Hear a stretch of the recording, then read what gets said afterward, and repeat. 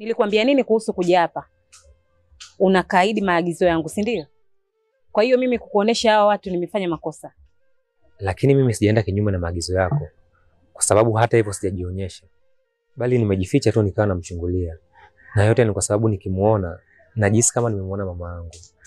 Lakini sijaenda kinyume na maagizo yako. Hivi hata unaelewa ni kwa nini nimekukataza ukaribu nao? Unafikiri nafanya hivi kwa ajili yangu? Haya yote nafanya kwa ajili yako. Kwa sababu wao ni binadamu na wana matatizo yao pia. Kwa hiyo kama utakuwa unawafuatilia kwa ukaribu, utagundua matatizo yao.